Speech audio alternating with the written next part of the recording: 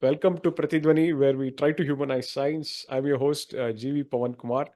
It is my absolute delight and pleasure to introduce you to my guest on this particular episode, uh, Subhankar Bedanta. Subhankar is experimental condensed matter physicist and a professor at National Institute of Science Education and Research at Bhubaneswar at Odisha. And Subhankar is an excellent physicist and a great teacher, a very important and excellent mentor, and has many facets of being a physicist and also excellent academic.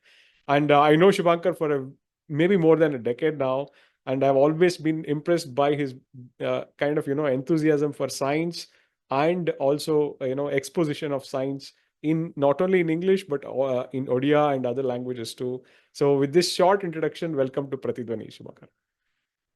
Yeah, namaskar, Pawan. It is really great pleasure for me and a very, very honorable thing that I could join your very nice program, Pratidhuni, where you really interview many excellent people. I don't know if I fall into that category, but I'm really very happy to interact with you and share my life journey and my feelings for science. And I hope we will have a nice discussion today. Yeah.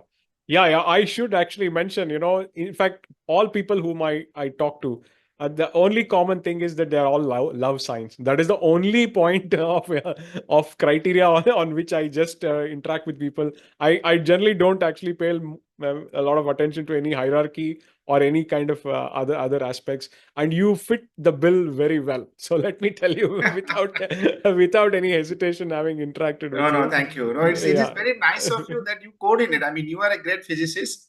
You do a lot of excellent science. I know you from very long time, as you said. I was always amazed the kind of work you do. But I am also at the same time, I should mention my appreciation that you find time to do this, and Yeah. this is really nice of you, and this is something highly appreciable. Again, out of love. Yeah, out That of is love. out of. Absolutely, absolutely. Yeah, So, yeah. Shubhankar, I would want to, understand, and also our audience and our listeners and viewers would be very interested in knowing your origins, where you grew up, and what were your formative years, which eventually led you to get interested in science. Yeah, thank you for asking. So, I mean, I come from a very rural village. My village name is Jignipur. Mm. It's very famous for a very big Jagannath temple is there. Actually, Mm. Jagannath, Balabhadra, and Subhadra, the three Mm. deities in Odia culture is very important in Hindu religion in general. And we have a Baldev Jew, means the Balabhadra temple. So Mm. we are also Jagannath and Subhadra are there, and we have big Ratha Yatra also in our village. So I have been born in that kind of culture, and my primary school was in Jignipur, Mm. which is just like few hundred meters from my home, and the teachers were amazing. And I should, just tell in shortly like my journey. So one of my school teacher, one madam, she was very kind to me. And when she actually, I forgot when I went to Germany for PhD, and I used to visit my home every year. And once she visited me, she was already retired, and she came by she hired an rickshaw, and she came from her home just to meet me. It was just her luck, and I was so happy to meet her. And during tea in our home, so Mm. she mentioned that when I was in class 2 or class 3, she couldn't recall, but somewhere there 2 or 3, because she used to teach up to class that level. And I asked once to her, like, why when we buy ice cream, when we were kids, ice cream we used to get in 10 paisa. I mean, now we Yeah. get nothing. So the small ice creams with a stick, you get in 10 paisa. So as kid, you have that passion for ice cream. So I used to have that ice cream quite often. So once, I also don't remember, but she remembered that I asked her why ice cream melts when Mm. we eat, when we hold. So that was probably the time when I wanted to understand thermodynamics. I had no idea what it is, but she remembered. So she said, I could sense a scientist in him. So, but she never said this to me when I was in school or later. So I did my 5 year primary school in my village actually. And then I did my class 6 and 7, so upper primary, in nearby village, that's Patpur, which is 2-3 kilometers from our home, roughly 2 kilometers. And then I moved to another school. My father used to be a teacher, so but he was a teacher in like another village, which would be like 6 kilometers from our home. So his school used to be a little bit good during that time, and he wanted to probably, keep an guide on me, and so he took me there. So I had to really commute with a bicycle, you know, to our school. So 8th, 9th, 10th, I did in the village called Bonohara. And so I graduated my matriculation, and I remember all my teachers starting from class 1 to class 10. They were amazing people, the best teachers I had in my life. Probably this is the story for many of us, because at the primary level, the teachers and the student, the relation is different level. I mean, we are also teachers. We also care for our students. Our students respect, but I think the way we respect our primary school teachers, it's a different connection altogether. So that was up to 10th, and then I did my 11th, 12th, and because I will just keep telling about science. So I never thought that I would become a scientist. I should be very honest, because actually I didn't know what a scientist does. Okay, I come from a village where, at that time, there was no internet, no big TV channels. We had just DD1. I think maybe when we was in high school or sometime, DD2 came. If you remember all this. So Yes. and there was no other channels in our village. So we didn't think so. But there was a family, and we always thought how to support our family, how to financially support my father. So of course I was a very good student during school time. So I wanted to have a job so that I can earn money and support my parent. But of course, I wanted to also enjoy the job. And you see from movies that police officer is a very nice job. So I actually wanted to become a police officer during my very, very young age, during school time. But then, of course, I went for 11, 12, and I studied science, because you could take commerce or arts as a choice. And 11, 12, I did in Salepur College, which is about 7-8 kilometers from our home. It's a very good college. Now it is an autonomous college, but that time it was just a private college, and a semi-government. So I did my 11th, 12th, and I did pretty well. And I should mention that during my 11th, 12th, I actually was much better at chemistry than physics. Okay. Yeah. So I actually had very good connection with organic chemistry. Okay. So physics was one of my favorite subject, of course, but I was better in chemistry than physics. And I wanted actually to take chemistry as my honors in BSc. But my marks were good somehow, and and that time, I mean, I don't want to make an hierarchy among subjects, but obviously it is there that time with people, and my marks were good enough for physics, and in ranking somehow that time, for some reason, people believe physics was better than chemistry. So I got my physics, and my father said, if you are going to get physics, why you take chemistry? So I said, okay, I was a very obedient son, so I took actually physics, and chemistry was anyway a past subject because we had to take the PCM, physics, chemistry, mathematics. So chemistry was still there, so I took physics. So that was my graduation. Also, I did in the same college, Salepur College in Cuttack district.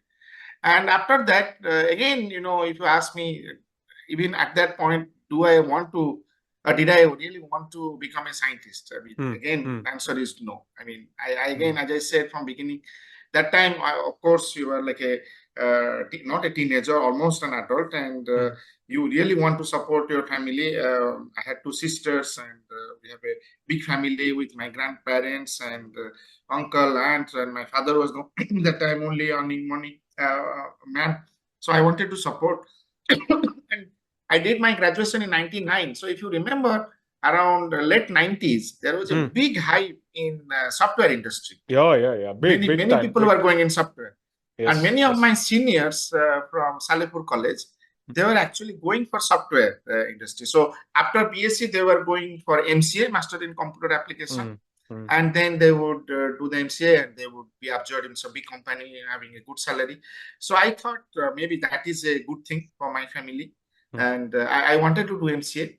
But to get some good MCA coaching, you need to go to Cuttack city or Mm. Bhubaneswar city. Mm. Okay. Mm. Mm. And in Cuttack, we have Revensa College, which is one of the best and old college. Now it's a College. Revensa University. Mm. And Mm. Utkal University was, of course, one of the Of best course. university in the country.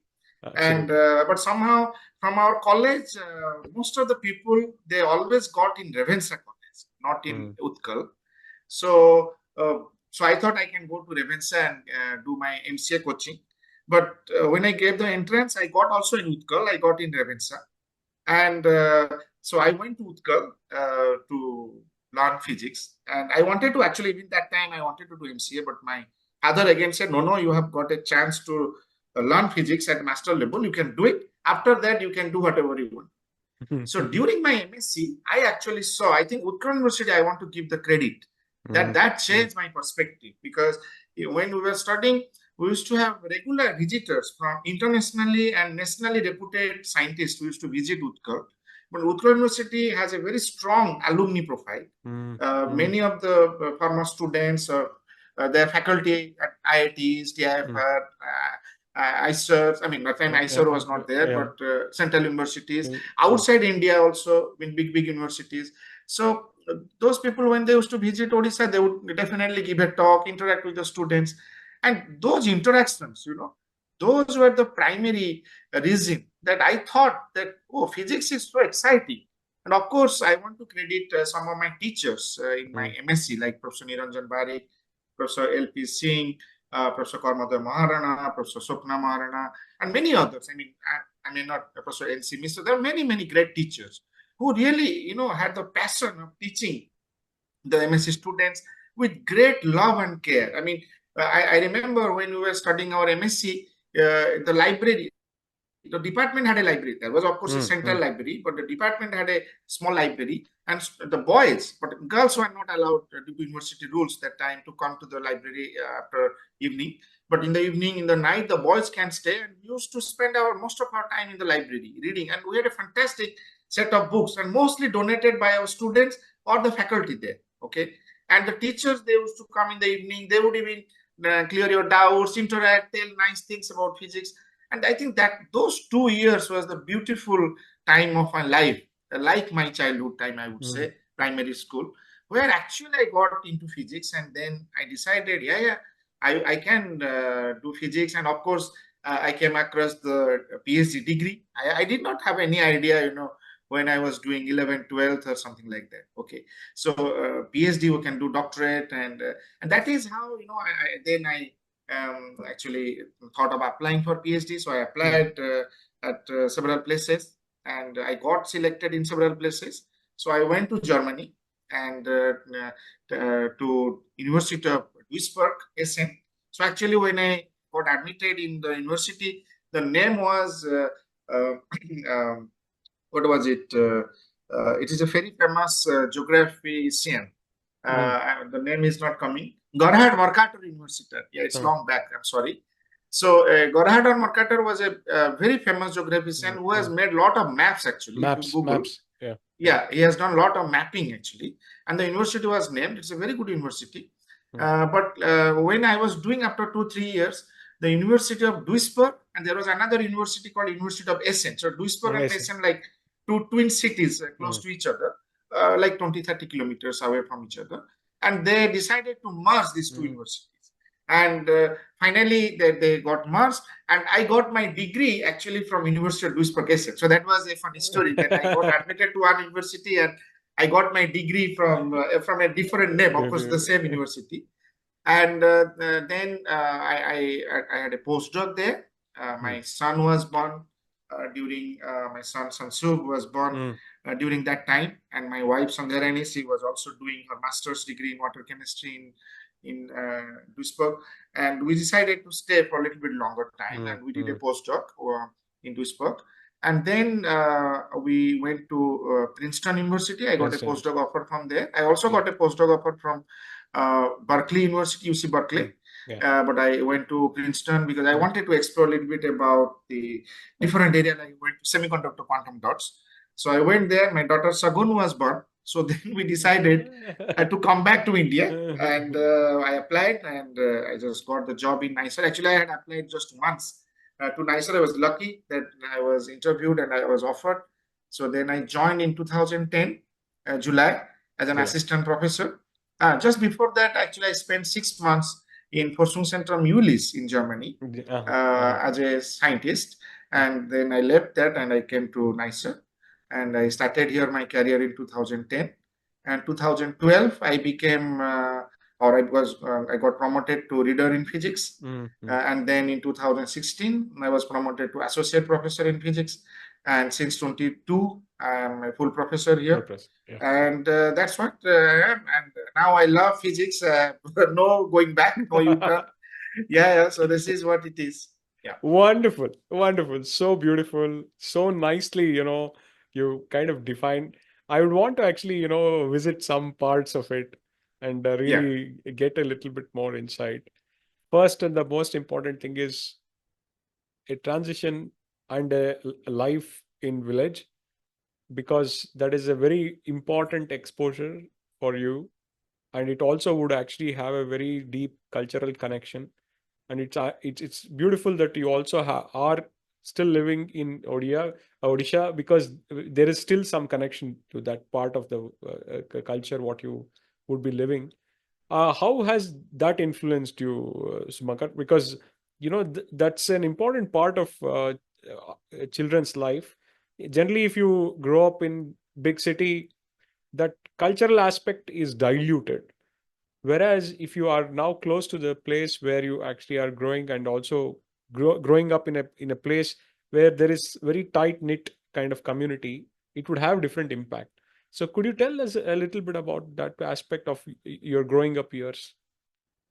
Yeah, I mean, this is very nicely actually Mm, mm, brought out. Of course, the village life has its mm, own importance. It has also a lot of challenges, mm, actually. mm, mm, But one actually learns a lot from these challenges. And when you grew up in the village, uh, you know, poverty is around, mm, mm, facilities are very, very limited.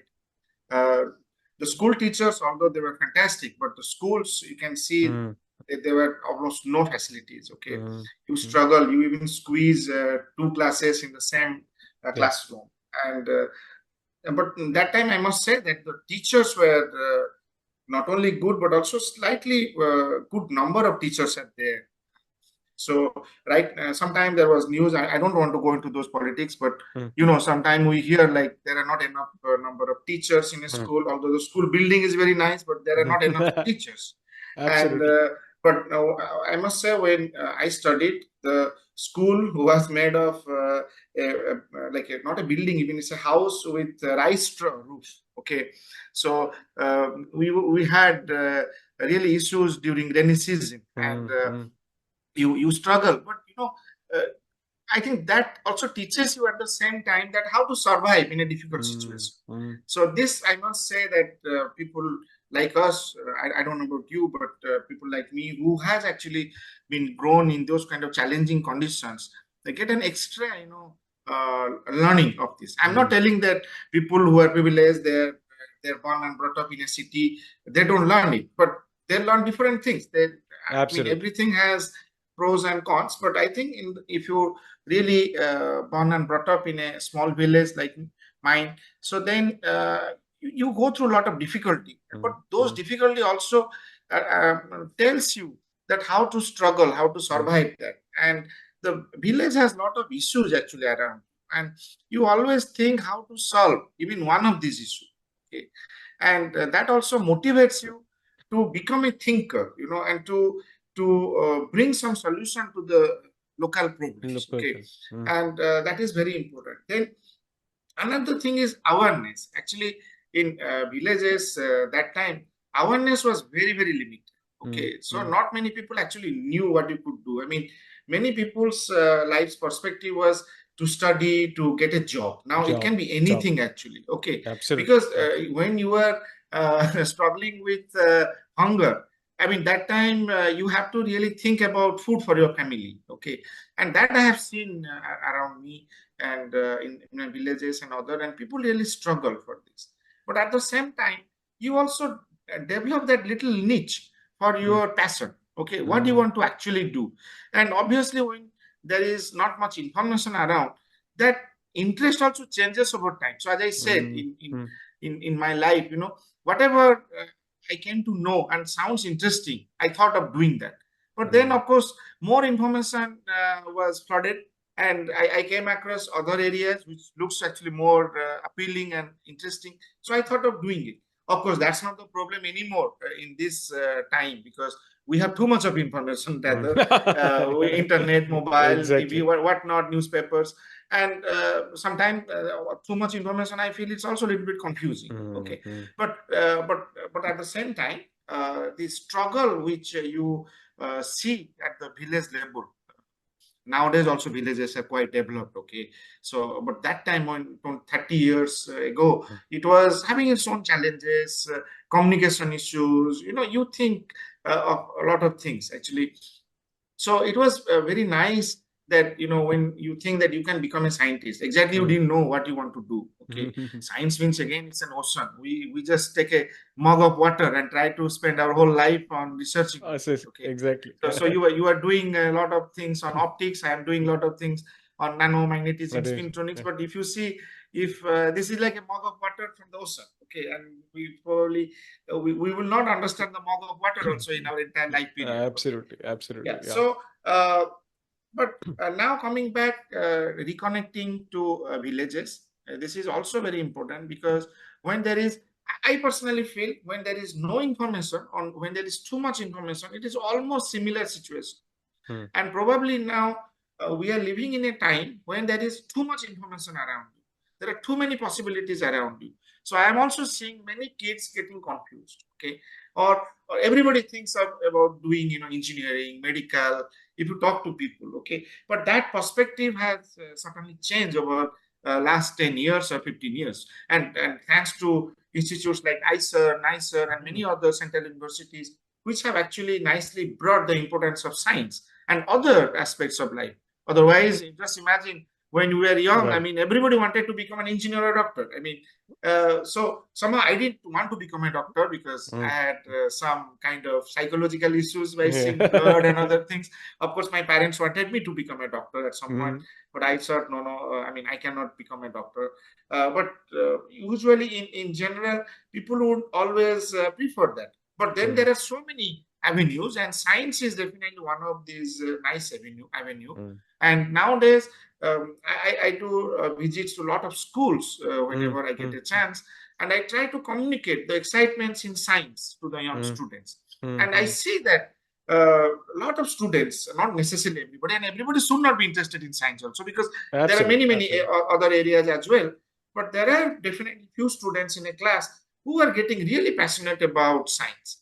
And I always feel, when I go to a school or a meeting or something, if I can excite even one student out of the whole class, then my visit is absolutely successful. And that's what I'm trying to do. Yeah. Wonderful, wonderful. One thing I would want to also emphasize and tell to our listeners and the viewers that Subhankar actually does a lot of outreach in Odia. He actually has appeared multiple times on DD Odia and other channels, local channels there.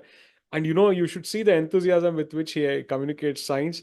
I am anyway giving those links in the show notes, but you can still understand the science he's kind of talking about it. But it's a joy for anybody to see that.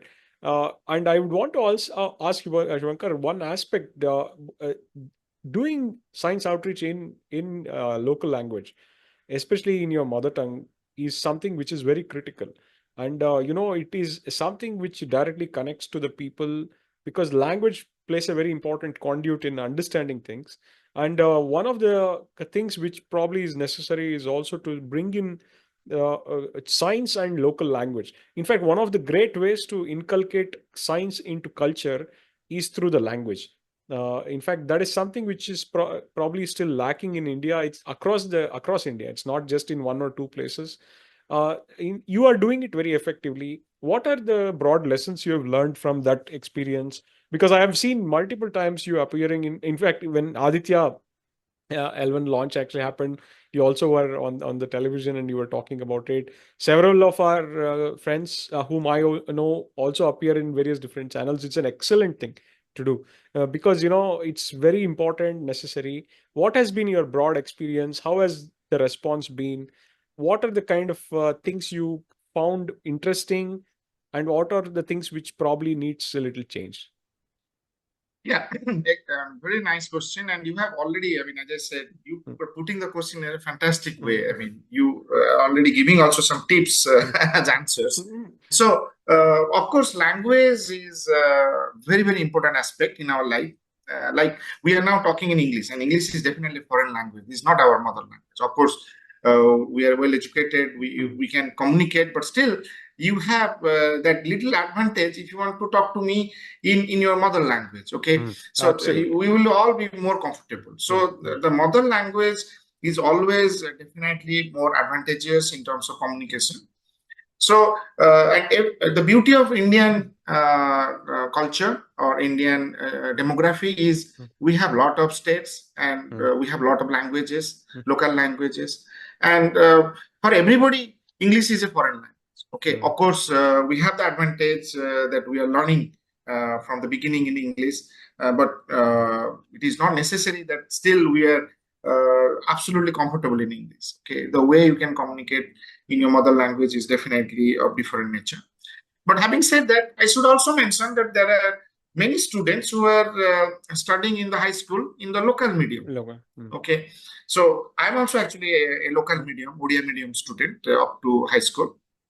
So for them, English is a difficult language, and even I'm actually this year teaching the first year physics course, mm, mechanics and thermodynamics, to our first semester students. So they have just joined last month, and they're here.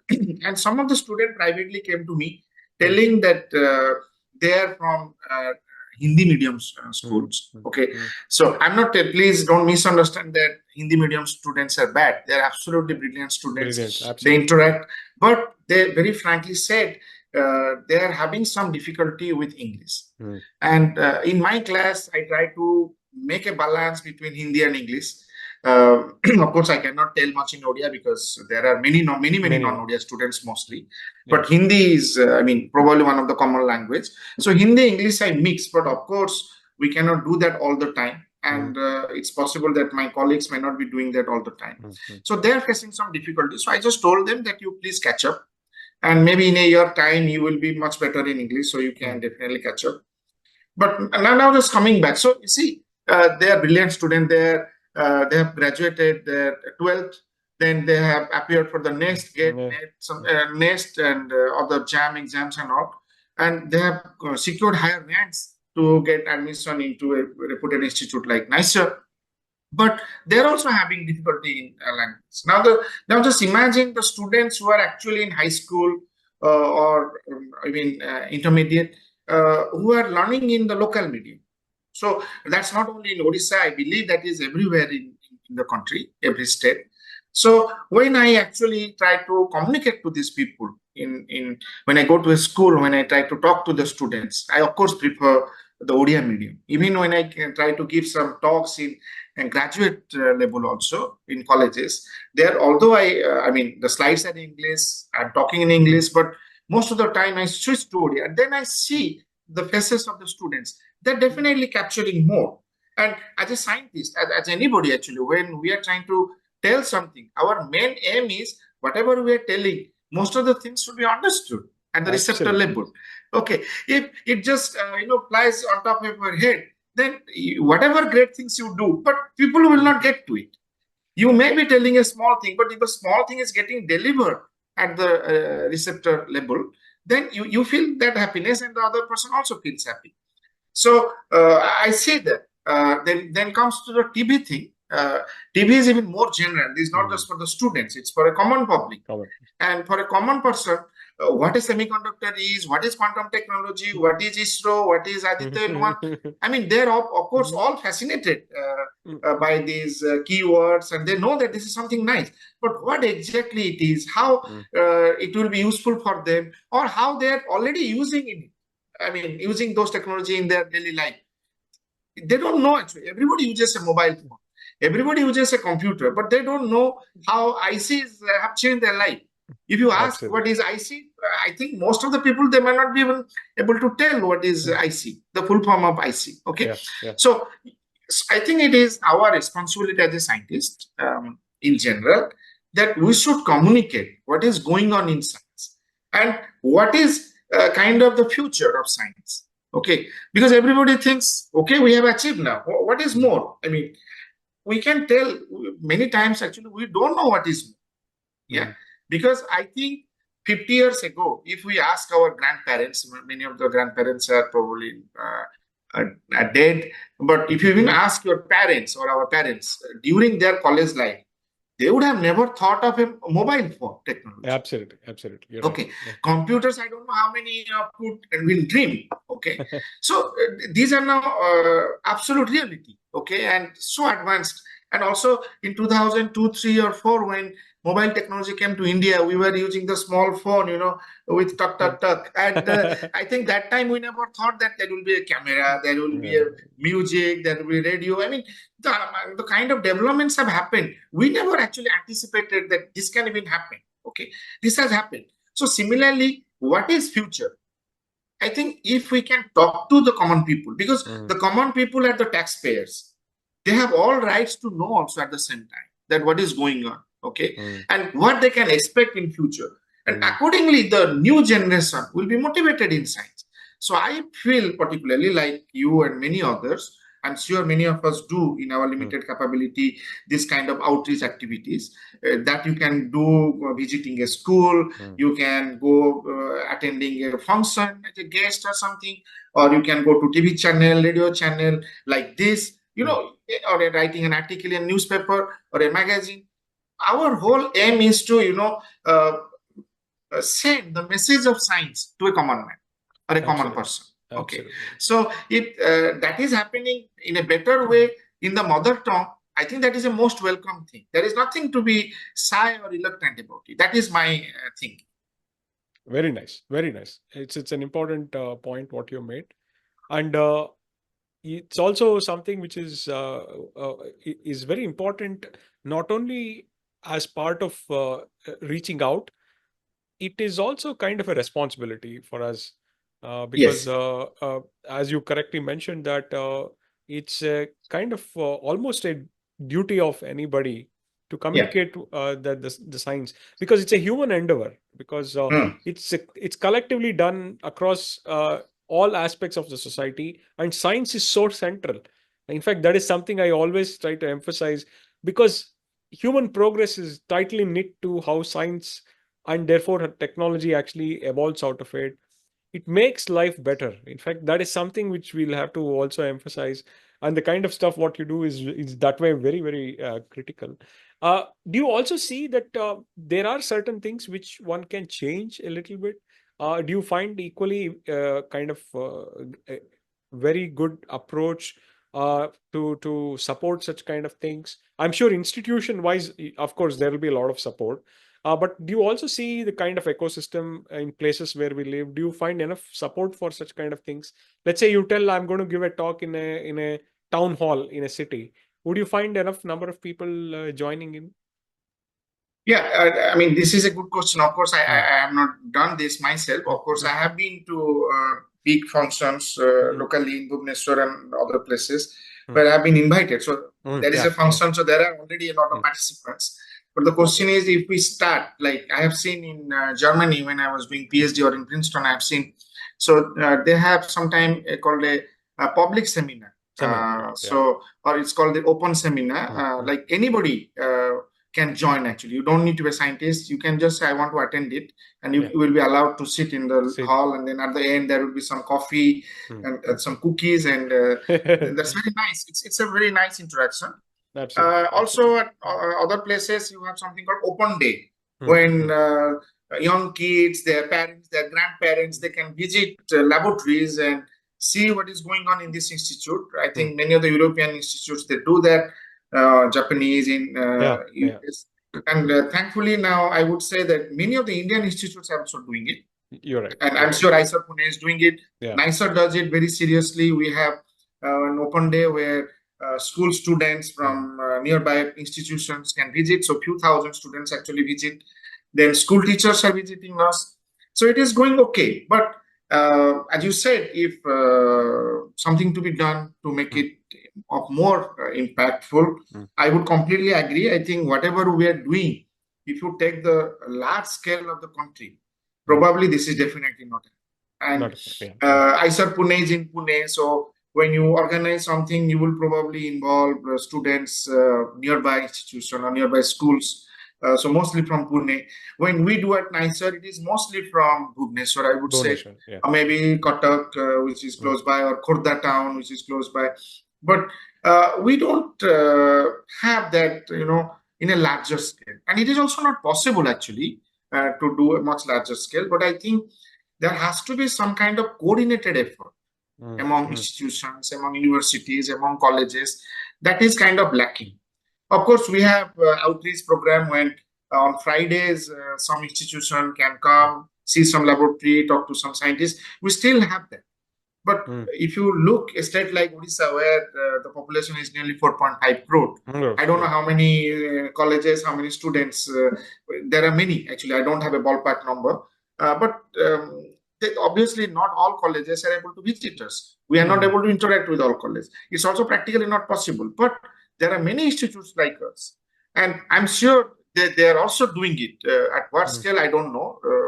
Everybody must be doing in their limited capabilities. But I think there has to be some kind of coordination so that, more or less everybody gets some access to these research institutions, universities, and all. Because when the young kids, they interact with people like us or with the peers, they will be highly inspired. I have seen, one of the school, many times they have visited and they really showed their happiness.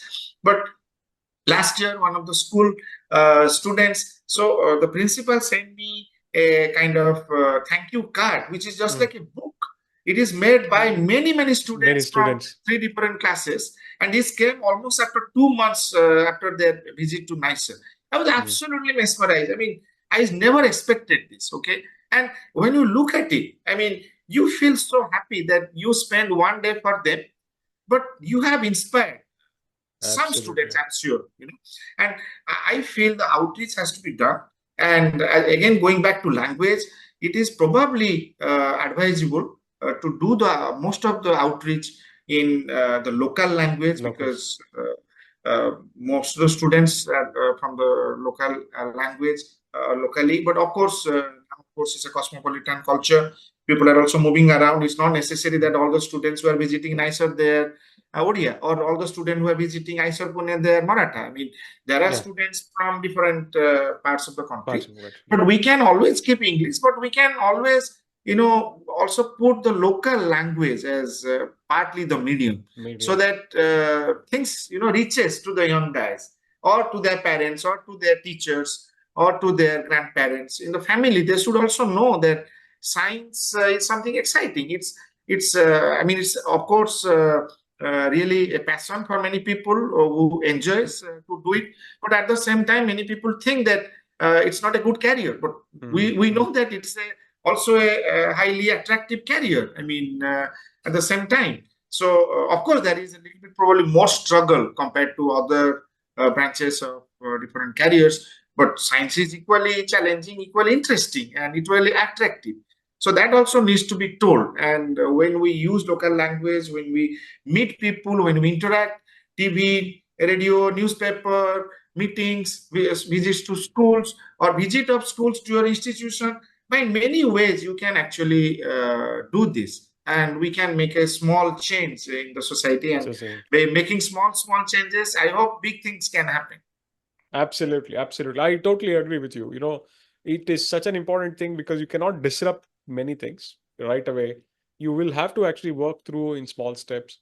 In fact, Yeah. that is probably more meaningful, because people will be able to absorb things in a more systematic way, instead of really uprooting themselves from one language to another language, etc., etc.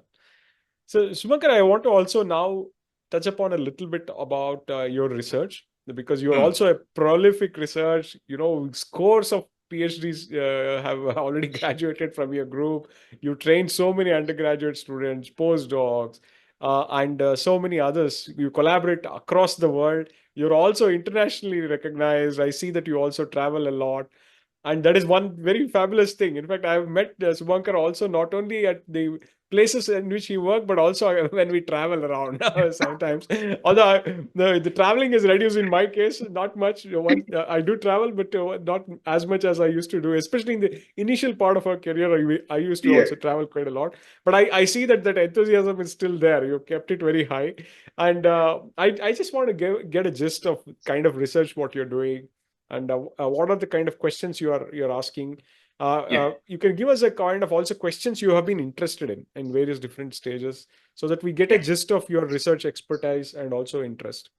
Yeah. So I will give you a very simple example. I mean, this is probably too much for you, but as I understand, this would be Mm. a general, General, yeah, yeah. like a podcast for Mm, other people also. mm, So when I visit many schools and I interact with young kids, I tell this story to motivate them to science mm, and to tell them what we do. Because many people ask, "What do you do?" Many people also very bluntly ask, "Which thing you are doing so that we can expect a mm, product? What on which product you are working, or your work will lead to what kind of product?" mm, That kind of question is sometimes also too pressing. But then my answer becomes very simple, which I have learned from some senior of mine, and I tell in my way, mm, like. When let's say you are sitting on a big building, okay, and having a bottle of cola and with a binocular, mm, and there is a big tree on the road beside your building, and you see it's there but it is blocking the road and it is creating trouble, and now you see, you think what to do, or what can be done, and then you see some guy coming and watching it, then he goes back, then people are coming with some guy coming and trying to push it, pull it, like trying to break the big mm, tree, but of course nothing will happen. But then some guy comes with a saw, or like an axe, and he puts a straw there, and he gets tired. He just leaves the axe and he goes. Then another person comes, take the same axe, makes another stroke. Then another person comes, and you watch with the binocular mm, and enjoying your cola. And then you see the after 10 strokes, the 10th guy comes, make a big stroke, and the tree falls. And he carries the trunk of the tree and then goes somewhere. And that's how life moves on. Okay. So I think when things started many hundreds or thousand years ago, when people started learning the usefulness of axe to cut trees. So this is like your fundamental thinking. So the guy actually who uh, thought that you can use an axe to cut a tree, I tell students that usually that person gets the Nobel Prize. Okay, mm. because he is the beginner of the fundamental thinker, and then other people puts equal effort though, equal effort, but the 10th guy who actually gets the trunk, he becomes rich because he Mm. takes it to technology. He takes the trunk, he makes furnitures out of it or whatsoever you want to make, and he sells it. He becomes rich. But if you look, the effort of the first guy to the 10th guy, it is all equal.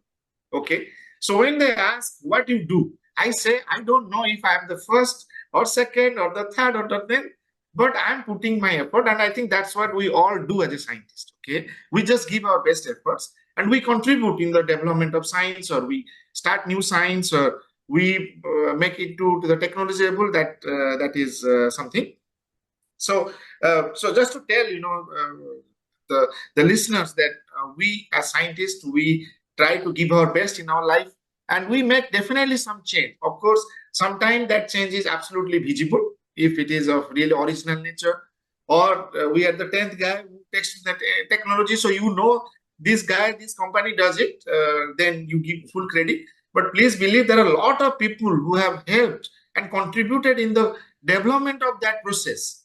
and we all try to do that. Now, coming specific to my research area, so I work in magnetism, so particularly nanomagnetism and spintronics. During my PhD, I was working mostly on interaction effects between nanoparticles, and these nanoparticles are very useful for data storage, for targeted drug delivery, for sensors, so many kinds of applications. But in general, as I said, I was working more on fundamental aspects, so understanding the interaction effects, because you can have exchange interaction, you can have dipolar exchange interactions, and so on. So we were trying to study that. Then during my postdoc, I was working on multiferroics. These are special compounds where you have combination of magnetism and electricity. And if you are lucky, you can have also strain.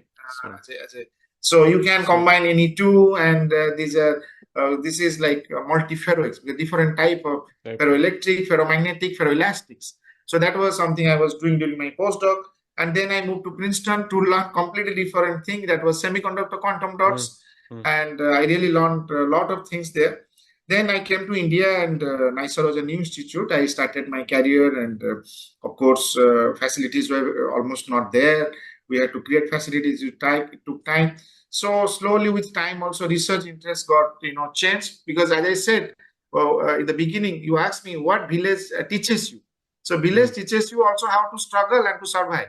So when I came to NISER, I actually wanted to do work on multiferroics, but we didn't have a suite. We didn't have a like a dielectric setup. So those things came like 10 years later. But you cannot just put your hands tired for 10 years.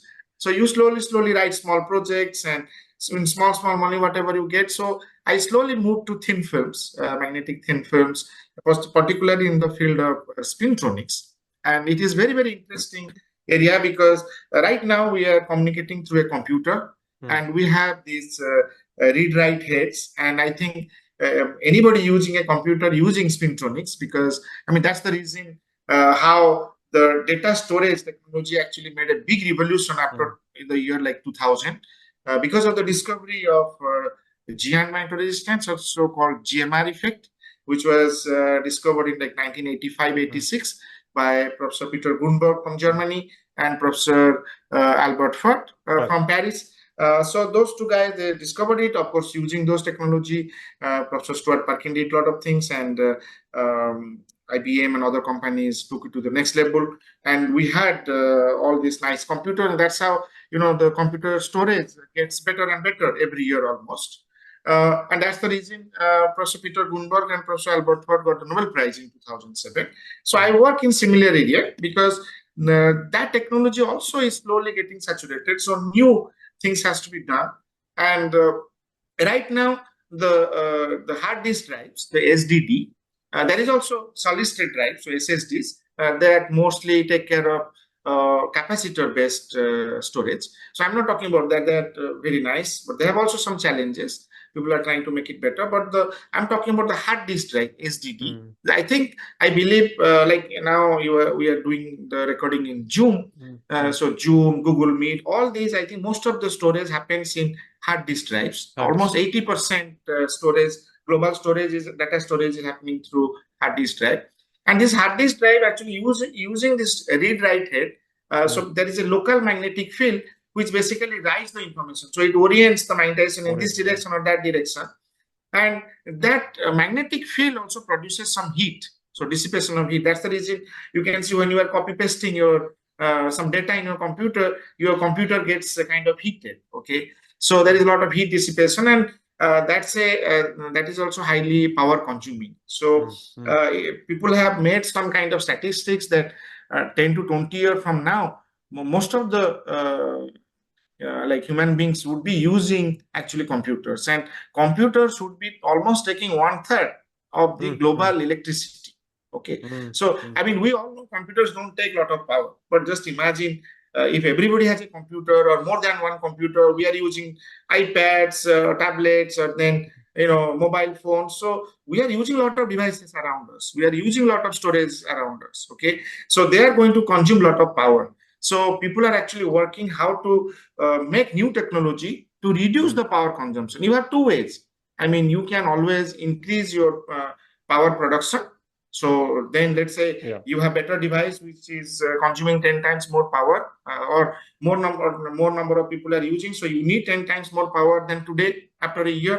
And after a year you have new power plants or whatsoever, or hydroelectricity projects, so that you can produce 10 times more power. So then it is balanced, you don't have a power shortage. Or you do one thing, instead of increasing new power plants, new hydro power projects, that's maybe more challenging, you actually reduce the power required. So you use the same computer or even better specifications, but your power requirement will be less. Less. Yeah. Let's say 10 Yeah. times less. So it is virtually producing 10 times more power, isn't it? So in that respect, people like me in spintronics community are working in something called spin orbit torque. So instead of using magnetic field to read or write the information, or write particularly, well, we are trying to use something called charge to spin conversion. So you apply a charge current to a material having high spin orbit coupling. Now this is becoming slowly a bit technical, but Yeah. we all know about spin orbit coupling, because Absolutely. there is a nucleus and electrons are evolving around it. But if you consider the electron, moving electron as the frame of reference, so virtually it is the nucleus which is moving around the electron, and that produces a magnetic field, and that kind of leads to something called spin orbit coupling. Of course, it is a bit more involved. I am not going into the details here, but the point is, in the periodic table, which everybody knows, the elements have different atomic numbers, and usually the spin orbit coupling is proportional to the fourth power of the atomic number. So usually elements with high atomic number will have high spin orbit. So elements like platinum, tungsten, tantalum, so these materials have high, these are called heavy metals, so they have high atomic number, so they can lead to high amount of spin orbit coupling. So using that spin orbit coupling, you can convert the charge current to something called a spin current. That's through a spin Hall effect. It's a very special technique. And the point is, now that spin current will act on the magnetization of your hard disk, and it can make this up or down. So instead of a magnetic field which you are applying to rotate the spins, now you can use the spin current. And the idea is the spin current generation needs actually less power, and also faster. So that is something people are working. So we are working on that. And the spintronics again have many sub divisions, like antiferromagnetic spintronics, skyrmions, domain dynamics, organic spintronics. It's something, a new field has come. It's called flexible spintronics. We all know about flexible electronics, okay? Because now you are getting this mobile phone which you can bend it. You are getting TV screen which is bendable, okay, so which is curved. So now let's say people are using watches which can also be sensitive to your hand movement, yeah. So because this is flexible, so people are working on flexible electronics. Now the point is, in the electronics you are using the charge degrees of freedom, but every electron also has a spin degree of freedom. If you consider the spin degree of freedom, then that's spintronics. And now people are again bringing this idea that just like flexible electronics, we can also have flexible spintronics devices. And this is a very upcoming field, and we are working on it. So as I said, all these organic spintronics, antiferromagnetic spintronics, fermions, domain dynamics. So we are working, in general, we are now working in the field of spintronics. And I must share my happiness that in 2010, when I came, in India, only 3-4 groups they are working on spintronics. But right now, there are actually several groups, so maybe more than 20 or 30 groups, big groups in India who are working in spintronics. The community is rising. And 2 years ago, I constituted an idea for making a spintronics dedicated conference, which was missing in India, because there are a lot of magnetism conference though. Magnetism community is very strong in India, very like big, semiconductors. Very big and very strong, but spintronics community is not very big, but it is getting, definitely essential. And I thought of initiating this idea, and many colleagues from different parts of the country, they agreed, they helped, and we made the first symposium on magnetism and spintronics. The short form is SMS, like mobile SMS. So SMS 1 was held at NISER, and the SMS 2 recently happened in IIT Bombay in July. and a really overwhelming response. Nearly 200 people came, and also we had several people from outside India, and they highly appreciated this idea that there is a dedicated conference on Okay. spintronics. So I'm very hopeful that this emerging area of spintronics, which everybody uses without even knowing it, because you are using a computer means you are using it. Absolutely. I think that is very essential in our life, and the kind of research areas we work on, it would be very useful for the mankind.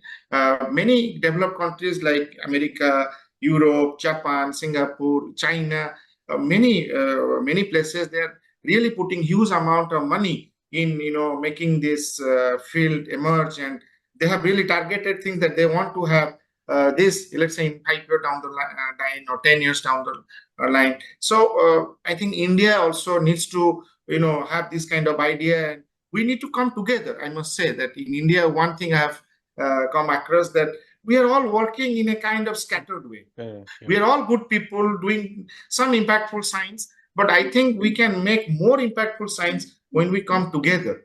And that's what I'm trying for the field of spintronics. And many people have really joined hands, and I'm sure good things will happen in future. Yeah. Wonderful, wonderful. It's a very beautiful description of kind of the breadth of the field, and also the what really goes into do these things, because the basic elements of this is also to do with the condensed matter physics and the solid state physics, and also the questions you ask from quantum condensed matter viewpoint, because spins are essential in that kind of arena. Uh, Subhankar, I want to know, as a researcher, your ways of thinking. This is something I also ask few people, because I have also seen that you write very good papers, and also you train students in doing that, because that is a very important element. As an experimentalist, we always have to work in groups, and the knowledge transfer not only happens only through the hands, but also through minds. And in a lab, this transfer is very critical.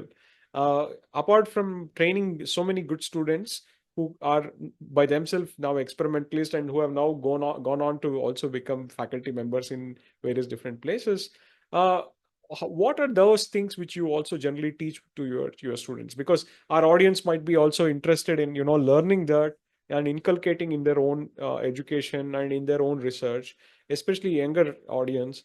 What is the general process? How do you go about thinking about problems? What is your process of writing? This is something generally I ask all the scholars who appear on the program to Yeah. give their bit, so that everybody benefits out of it. Yeah. Yeah, sure. I mean, as a teacher, and as a supervisor, of course, this is Mm. something comes without saying. Students, we need to teach, we need to guide, we need to supervise. And I have been absolutely lucky and absolutely, happy that I have been given so many wonderful and excellent students, beautiful people, as master students, PhDs, postdocs, and visitors and collaborators. And uh, so they're doing very well. My master students are now finished PhD or doing PhD at really Mm. famous universities across the world. The PhD students, they have worked with the Nobel Prize winner as a postdoc. Some of them are faculty now in Mm. India. Postdocs, they're now, most of them are faculty in India. There are postdocs here, and they will become faculty somewhere, I believe. So one thing which I would say, that when anybody works with me, and that was my motto, this I learned from my supervisor, Professor Kleeman in Duisburg, to be honest. I think as a scientist, whatever you do, this, there is one thing, there is zero compromise, which is honesty. So Absolutely. it is better not to publish a single paper in your life rather than publishing 1,000 papers with dishonesty. Okay, I think this is probably motto of many scientists, I believe. But sometimes, unfortunately, we see plagiarism around. Sometimes we see people reporting wrong results, or people publishing in a hurry Mm. and without reproducing. So that see, when you publish something nice, of course, other people in your community would be excited about it. They Exactly. Yeah. would try to reproduce it. They would put a lot of effort. If our results are having some dilemma, it is not concrete, many people are going to waste a lot of time, Yes, and fine, i that's it. i would feel absolutely guilty if I do that. Mm. So I think I try to I have done that during my PhD postdoc, and I will continue to do that. But definitely I try to teach this in a very very polite way to my students, that sometimes they're young, they want to publish many papers, good papers, they want to climb in their career ladder, Mm. they want to get good postdocs or faculty. So of course it is very important to have good publications, good impactful work, patents, and so on. But what the most important thing I tell, that whatever you do, please be honest. When you Mm. look at the mirror, in the morning, you should feel very proud of Proud. yourself. You should not be ashamed that मैंने कल जो result publish किया है ना, वो मैंने, there was little, there is little issue, but probably it is okay. That ambiguity you should not leave. Of course, you cannot answer to all questions, okay? Because your research, you have made some progress. That's the reason it's a publication or a patent. But you also invite actually a lot of open questions, and because of which other people will jump into the field, or other people who are working in the field, they will try to address it. You try to address some open questions in the field, other people will try to address open questions which will be initiated by you.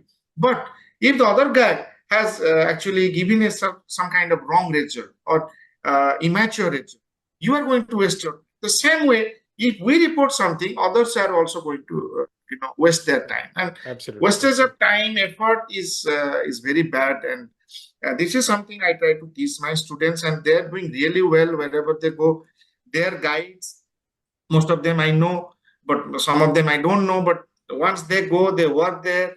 Their guides write me very nice, kind emails, which is absolutely pleasant as a teacher, that you feel absolutely proud because they're like your kids. Kids, And yeah, the way yeah. we feel very proud about our own kids, the same feeling I have for my group members, irrespective is a PhD, postdoc, or masters.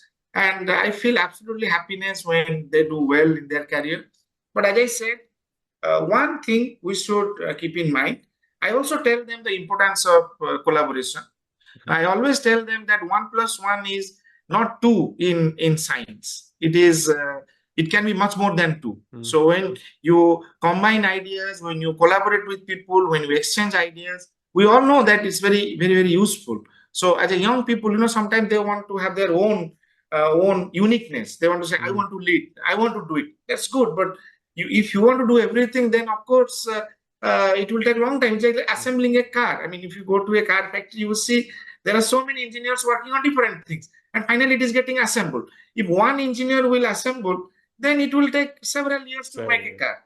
So this way you cannot be productive. So we also teach that to our students, that you must be friendly, you must be kind, you must be collaborative with people. At the same time, always be honest. If you can do something, do it. If you cannot do something, also express it that you cannot do it, or you tried something and it failed. Let's accept the failure.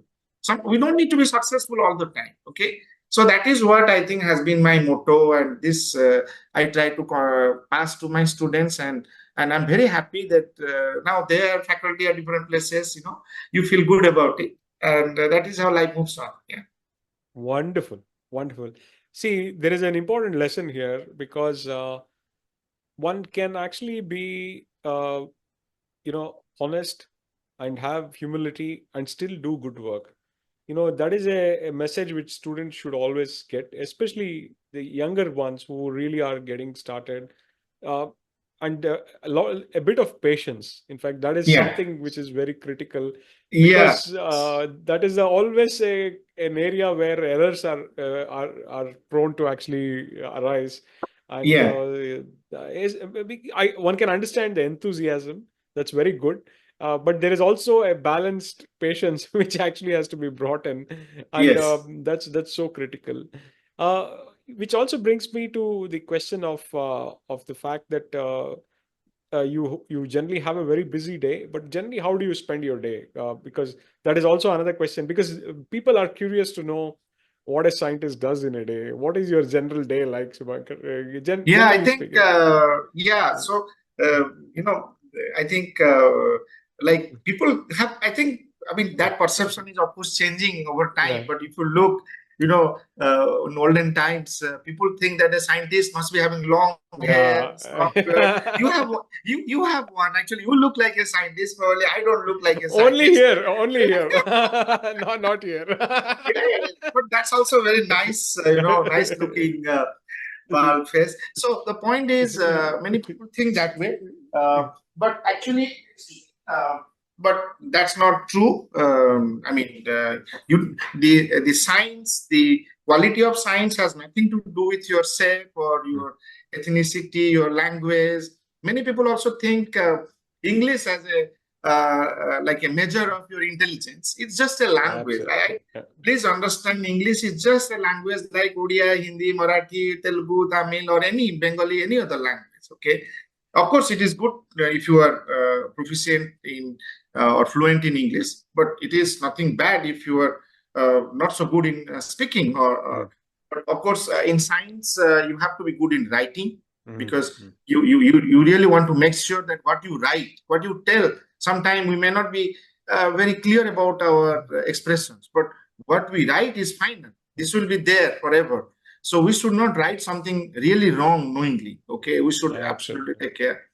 So now, coming back to your question, like how we spend our day, I think like any other person. So I mean, I come to the office in the morning, then have a cup of tea or coffee, and then I visit my lab usually once in the morning, definitely multiple times a day. But in the morning, I just go talk to my students. Some of the students are there, some students are lazy, or they come a little bit late because, or they have a long experiment the previous night, so they come late. But I try to meet them and say hello, just have a little chat.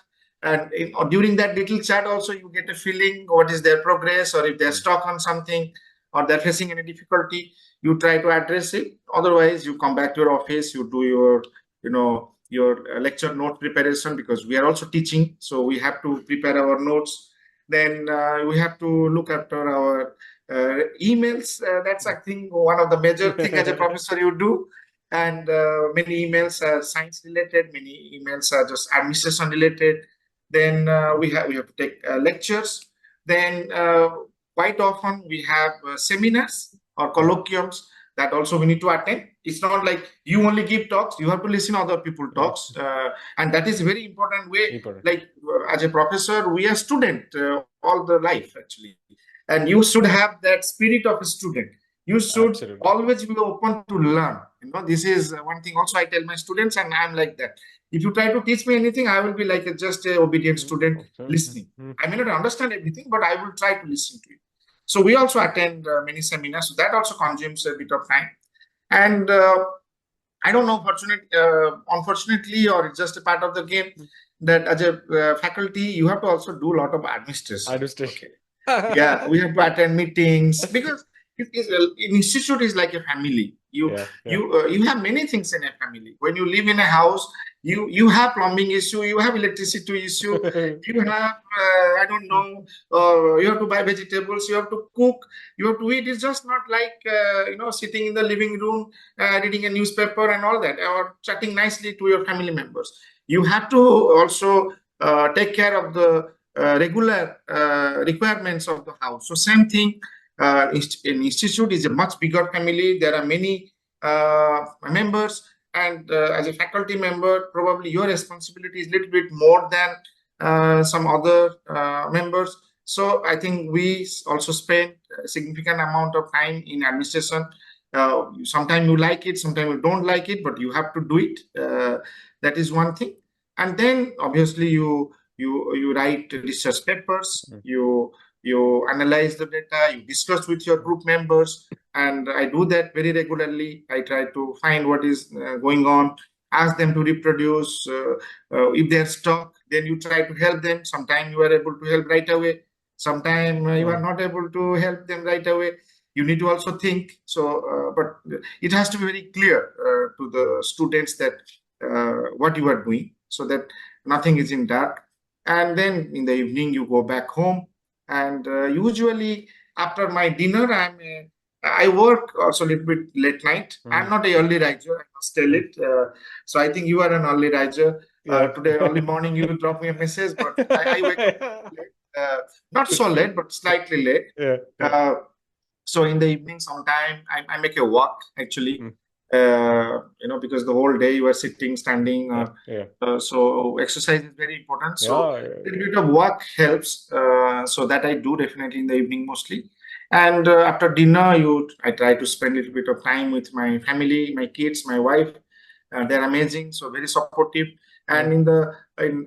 after dinner, I usually work for 2 hours Mm. or two Mm. to 3 hours, and I find those 2 3 hours in the night is very very productive because Uh, there is nobody to disturb you, mm.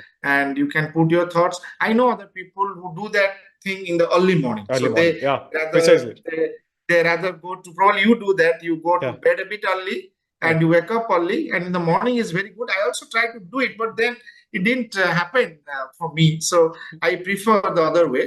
So I think most of my research paper corrections, paper writing, Mm. Mm. uh, or some analysis of a data sent by a student or a group member, I mostly do that in the night, Yeah. because day Yeah. goes like that, Yeah. Yeah. talking Yeah. like that. Absolutely.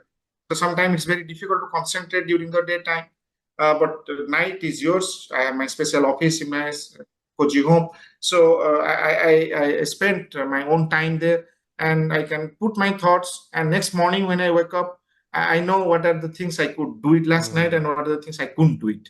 So this is the way the day progresses. Nothing spectacular, nothing special. I think it is just as usual, like many others. Yeah. Wonderful, wonderful. Two important lessons. What Shubhankar mentioned. One is every professor is a advanced student. That's all. that's a, Yeah, that's a that's absolutely. a that's a very important thing. In fact, I can vouch for that. And Shubhankar is also a person who has very similar thoughts. And second point is also that solitude is very important. What you mentioned is so critical, because see, there is a difference between being alone and spending time with yourself. Yeah. It's very critical if you want to do some really deep thinking, because you will have to actually have those questions in your mind, you know take its own course, churn its own answers, and it puts you on the kind of path where you go and explore some things, you go and learn, you go and read. And I totally agree, Shubhankar. That's an important and very important message to all the people, whomsoever who wants to really be involved in some kind of intellectual aspect of life. That crucial aspect, every day spending time with oneself, is such an important thing. Yeah, I totally agree with you. Yeah. Yeah. Yes. Yes. Yeah. Yes. Yeah. So now we are almost about to conclude. So tell us a little bit about your futuristic plans you have in your mind. What are the kind of projects you want to take up, apart from, of course, the scientific projects? I know you also are very deeply involved in many things, communicating science. Are there any specific things you are planning to do in going forward? As you may know that, I mean, I was one of the like initiator for Hmm. this Center for Interdisciplinary Yeah, Science at yeah, yeah, NISER. yeah, yeah. So when I joined NISER, during that time, our BOG convener was Professor Kakotkar, was the former DA chairman. And once he had a meeting with us, so there were a few who were in the Institute of Physics campus in Mm, Bhubaneswar, in our mm, temporary campus. So he asked if you have something nice idea, DA would fund you. But he did mm, not say how much money and what is the idea. So mm. then I thought of creating a center for microscopy and Mm, imaging and spectroscopy. So, sorry, Center for Imaging and mm, Spectroscopy, Microscopy and Spectroscopy. So many colleagues came forward. So we started this idea of Center for Interdisciplinary Science because we wanted to bring faculty from different schools, mm, and we wanted to work under one umbrella, which will hopefully bring some interdisciplinary ideas. Because talking about future, the future or even the present time is not about being limited into a particular comfort zone mm, or in your mm, own domain. Like I'm a physicist, I will say I will always do physics. I will never think about chemistry, mm, or I will never think about biology. That era has been gone. Okay, now the time that you have to interface with different subjects. mm, That's how biochemistry, biophysics. many new fields have been created. Okay, so in that direction, we have made a small progress. So at NISER, we have created the Center for Interdisciplinary Science. So I mostly coordinated that as the founding coordinator, and we have managed to get about 50 crores. So most of the equipments have been installed or got installed after the COVID. So right now, actually, I'm trying to make the policies and this facility in a better way. I'm still the chief coordinator of it. Probably over the next year or two, I would like to make it more advanced and more accessible to people outside NISER, not only the people from NISER, but also outside NISER, from small colleges, universities, where people don't have access to electron microscopy or a spectroscopy, or like Raman spectroscopy or mass spectroscopy or electron microscopy like transmission electron microscopy. That machine itself is like 10 crores. So not every institution.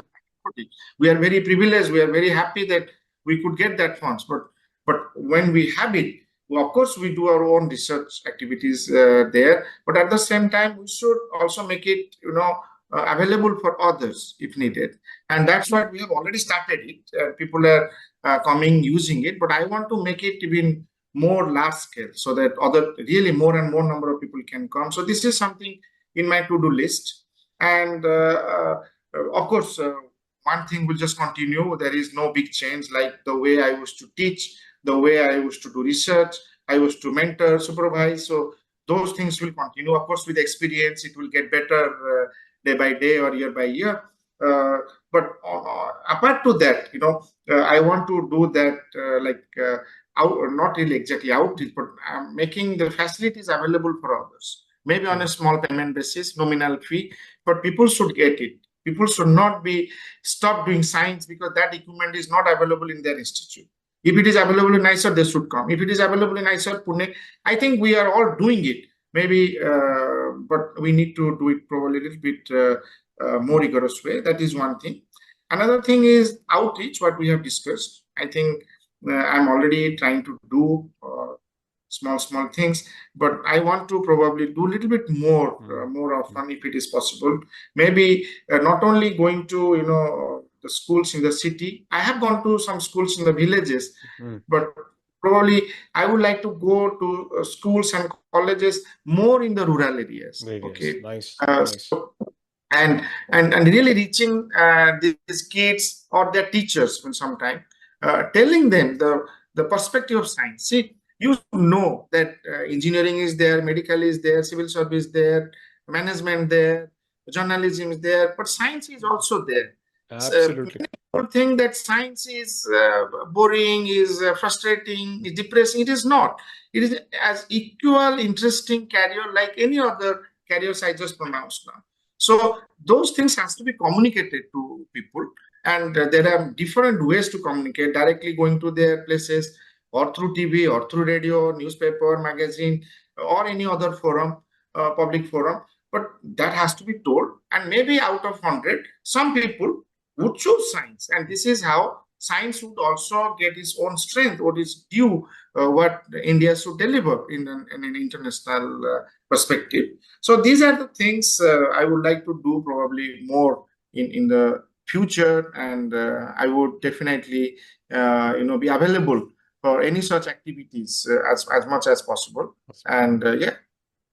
Wonderful. I wish you all the very best to you, your group, your family, and you call your research group as a kind of a family. I see. If you Yeah. look at Shubhankar's webpage, that's exactly what is mentioned. So for listeners and viewers, please do check the references which I'll furnish as part of the show notes. There are many interesting links to, of course, Shubhankar's webpage and other things, and also some of the talks he has given in Odia, and also the interaction he has had with slightly more general audience, including on television, DD Odia and other private news channels. It's really something. There is a lot to learn for all of us from all the things what Shubhankar is doing. So Shubhankar, thank you very much for spending this hour with us. And it's been delightful to have you kind of on Pratidwani. And I'm sure we will surely have you at some point of time when we also have some more things to discuss, and I hope it will be well. Yeah, it is absolutely my great pleasure, Pawan. Thank you so much for giving this opportunity to discuss. I think I never felt last 1 hour like I'm giving an interview or telling something. It was just like a very Okay. informal, talking, and like the way we used to do it when I used to visit you or we met at other places. So I'm really glad that we did it. And of course, by this kind of conversation, many new ideas comes, and maybe our listeners, when they listen, they may also ask any questions. Questions, yeah, So yeah, if you feel contacting me, kindly contact me over email or yeah. even phone, and I'm always available to discuss with you. And many students actually call me, many parents call me, and I'm always happy to discuss in my own ways, in our limited ways. I think that's what we try to do, and let's hope. I like to say that I can feel, I'm very optimistic that Indian science has a bright future, and it's already glowing. But we need to make more glory and more impactful, work in the Indian context, so that or the globally we will be leaders, and we have the potential. Our students are very good, and we see a lot of young talented people, and we all can come together and make a big difference in the international perspective. So thank you so much, Pawan, for having me, and namaskar to everybody. Namaskar, and thank you very much, Subhankar. This is Pratidwani, where we try to humanize science, this time with the one and the only Subhankar Bedanta joining us from Bhubaneswar. Thank you, Subhankar. Thank you. Bye bye.